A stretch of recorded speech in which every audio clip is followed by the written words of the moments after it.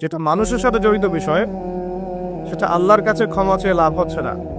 ধরেন আপনি কারো গীবত করেছেন, নাউজুবিল্লাহ, কারো সম্পদ আত্মসাৎ করেছেন, কারো প্রতি জুলুম করেছেন, কাউকে গালি দিয়েছেন, চুরি ডাকাতি করেছেন, ছিনতাই করেছেন, অন্যের সম্পদ আত্মসাৎ করেছেন, কাউকে ধর্ষণ করেছেন, অর্থাৎ অন্য কারো সম্মানহানি করেছেন, জান মাল ইজ্জতের হানি করেছেন।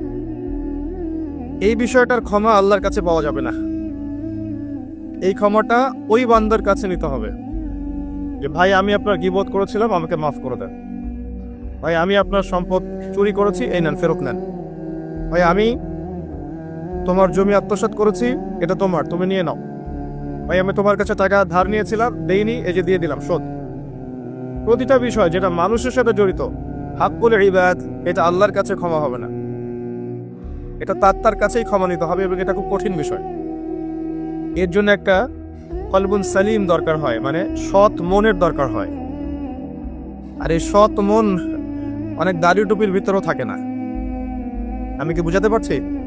এই মনস্তাত্ত্বিক সততা দাড়ি টুপি জুব্বা পাগড়ির ভিতরে নাও থাকতে পারে। এটা ভিতরের ব্যাপার। যার কলব যত বেশি পরিচ্ছন্ন, আলোকিত, সে তত বেশি সৎ হবে। কোনো কোনো ক্ষেত্রে আমরা এমনও দেখেছি যে একজন নন মুসলিম হিন্দু সম্প্রদায়ের মানুষ, সে মাপে কম দিচ্ছে না, একজন মুসলিম দিচ্ছে। কোনো কোনো ক্ষেত্রে দেখবেন আপনাদের এলাকায় আগে হিন্দু সম্প্রদায় বেশি ছিল না? আমার জানা মতে রংপুরে এই জায়গায় তো আগে শহর ছিল, তাই না? এখনো এখানে অনেক নিদর্শন আছে। খাঁটি খাবারের জন্য মানুষ তাদের কাছে আসতো। মুসলিমদের দোকানে না গিয়ে তাদের দোকানে যেতে যাচ্ছে। তাদের দুধটা হবে খাঁটি, ঘিটা হবে খাঁটি, মিষ্টি হবে খাঁটি। মুসলিমের দোকান বাদ দিয়ে তাদের কাছে যাচ্ছে মানুষ। সততা দিয়ে তারা মানুষের মন জয় করবে। কোনো কোনো ক্ষেত্রে আপনি দেখবেন একজন অমুসলিম রাষ্ট্রের দায়িত্বে আছে, প্রশাসনে আছে, বা সামাজিক দায়িত্বে আছে, ব্যবসা করছে, চাকরি বাকরি করছে। কোনো কোনো ক্ষেত্রে দেখা যায় যে তারা অনেক মুসলিমের চেয়ে বেশি সৎ।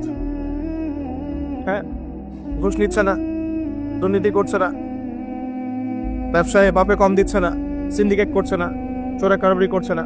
অনেক ক্ষেত্রে দেখা যায় এই শ্রেণীর মানুষদেরকে আল্লাহবাক হেদায়েত দিয়ে দিতে পারেন। যাদের মনের মধ্যে আল্লাহবাক সততা দেখবেন, আল্লাহবাক তাকে হেদায়েত দিবেন ইনশাআল্লাহ।